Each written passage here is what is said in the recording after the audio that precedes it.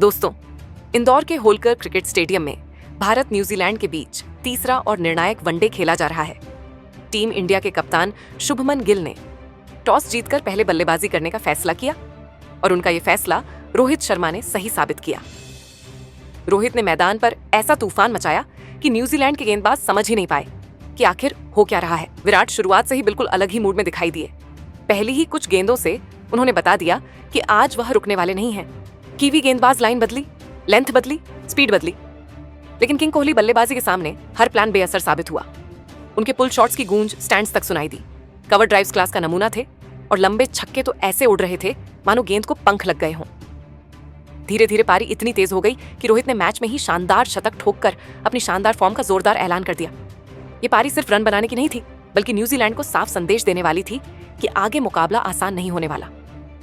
तो दोस्तों, इस वीडियो में हम आपको दिखाएंगे कि कैसे रोहित शर्मा ने इस मैच में कैसे आग लगा दी, किस गेंदबाज पर सबसे ज्यादा हावी रहे और किसने क्या प्रदर्शन किया। लेकिन आगे बढ़ने से पहले एक छोटा सा सवाल, आपके हिसाब से असली बल्लेबाजी का बादशाह कौन है, रोहित शर्मा या विराट कोहली? अपनी राय कमेंट में जरूर लिखिए और अगर दिल से टीम इंडिया को सपोर्ट करते हैं तो वीडियो को लाइक और शेयर करना मत भूलिए। दोस्तों, इंदौर के होलकर क्रिकेट स्टेडियम में भारत और न्यूजीलैंड के बीच 3 वनडे मैचों की सीरीज का आखिरी और निर्णायक मुकाबला खेला जा रहा है। टॉस जीतकर शुभमन गिल ने बिना झिझक पहले बल्लेबाजी चुनी और इस बार भारत की ओर से ओपनिंग जोड़ी मैदान में उतरी शुभमन गिल के साथ रोहित शर्मा पूरा माहौल जैसे अचानक और ज्यादा जीवंत हो उठा। शुरुआत से ही दोनों बल्लेबाजों की बॉडी लैंग्वेज बता रही थी कि आज भारत सिर्फ मैच जीतने नहीं बल्कि बयान देने उतरा है। पहले ओवर में ही शुभमन गिल ने डफी की तीसरी गेंद को कदम बाहर निकालकर मिड ऑन ऑफ के ऊपर से उड़ा दिया, मानो बता रहे हों कि वह आज गेंदबाजों को समय देने वाले नहीं हैं। अगली ही गेंद उन्होंने कवर के ऊपर से गाइड की और गेंद तेजी से बाउंड्री पार कर गई।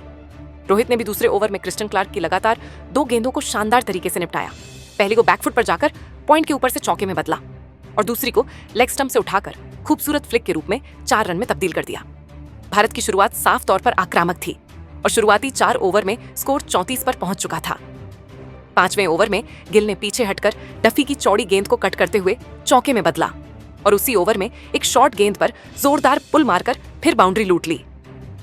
रोहित भी पीछे नहीं रहे।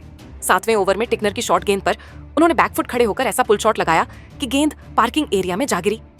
यह भारत की पारी का पहला छक्का था। 10 ओवर पूरे होते होते भारत बिना विकेट गंवाए 85 रन तक पहुंच चुका था। लेकिन 12वें ओवर में मैच का पहला मोड़ आया। जैकब डफी की बाहरी किनारे की ओर जाती गेंद पर गिल ने ड्राइव लगाया। गेंद ने हल्का सा किनारा लिया और स्लिप में कैच हो गई। गिल 46 रन बनाकर आउट हुए। इसके बाद आए विराट कोहली और रोहित को उन्होंने आते ही बहुत बढ़िया सपोर्ट दिया।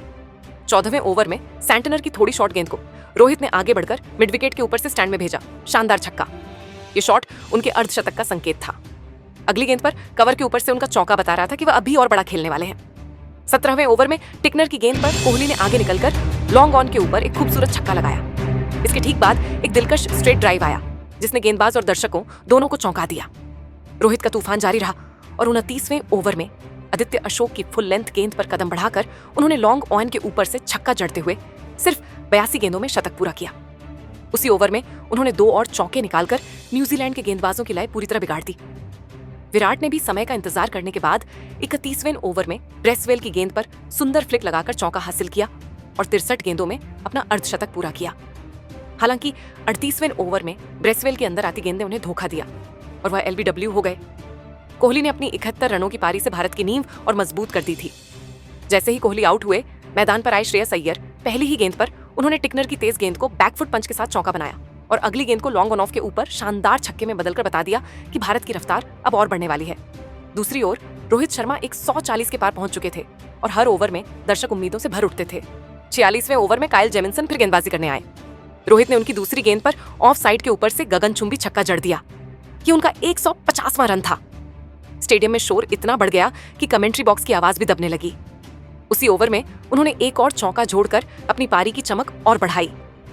49वें ओवर में अय्यर ने जैकब डफी की गेंद पर जोरदार पुल शॉट मारते हुए छक्का लगाया। चौथी गेंद पर स्क्वायर कट से चौका आया और 5वीं गेंद पर लॉन्ग ऑन पर एक और छक्का और इसी के साथ उन्होंने सिर्फ 31 गेंदों में अपनी 50 पूरी कर ली। अंत तक दोनों बल्लेबाज नाबाद रहे और भारत ने 50 ओवर में 2 विकेट खोकर 361 रन का दमदार स्कोर खड़ा किया। रोहित शर्मा ने 99 गेंदों में 155 रन की आग उगलती पारी खेली, जिसमें 10 चौके और 14 छक्के शामिल थे।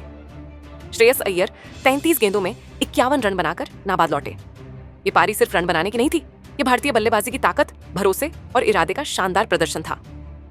भारत ने दिखा दिया कि ये सिर्फ प्रैक्टिस मैच नहीं, बल्कि आने वाली सीरीज का एक साफ संकेत है। 362 रनों के विशाल लक्ष्य का पीछा करने मैदान पर उतरी न्यूजीलैंड की टीम की शुरुआत बेहद अस्थिर रही। पहले ही ओवर में मोहम्मद सिराज की खतरनाक स्विंग ने कीवी बल्लेबाजों को हैरान कर दिया।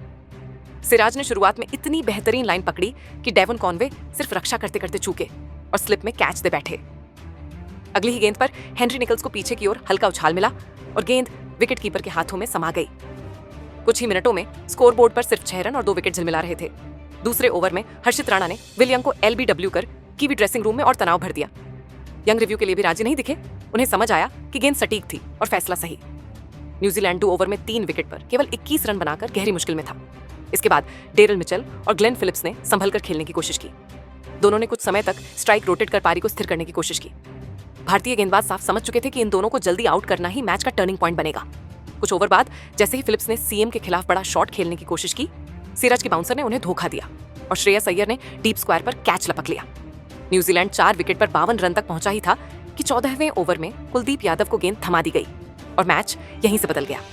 कुलदीप ने अपनी पहली ही गेंद पर मिचेल को फ्लाइट में फंसाकर कैच आउट कराया। अगली ओवर में उन्होंने फिलिप्स के बाद आए मार्क चैपमैन को चतुराई से गूगली में फंसा दिया।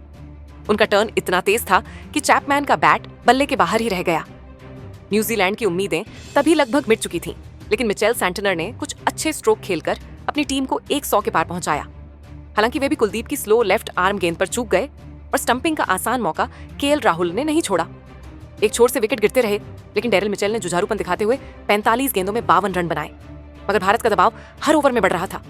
प्रसिद्ध कृष्णा ने सैंटनर के बाद टिम साउथी को आउट किया और फिर टिकनर को हर्षित राणा ने क्लीन बोल्ड कर दिया। आखिरकार न्यूजीलैंड 36वें ओवर में 212 रन पूरे करते ही ऑल आउट हो गई। लक्ष्य का पीछा करते हुए वे कभी लय में दिखे ही नहीं। कुलदीप यादव ने अपने 4 विकेट झटके, सिराज ने शुरुआती झटके दिए और हर्षित राणा ने बीच के ओवरों में महत्वपूर्ण प्रहार किए। भारत ने यह मुकाबला 135 रनों से जीतकर एक बार फिर दिखा दिया कि असली मैच में टीम इंडिया किसी भी विपक्ष को दबाव में लाकर ढा सकती है।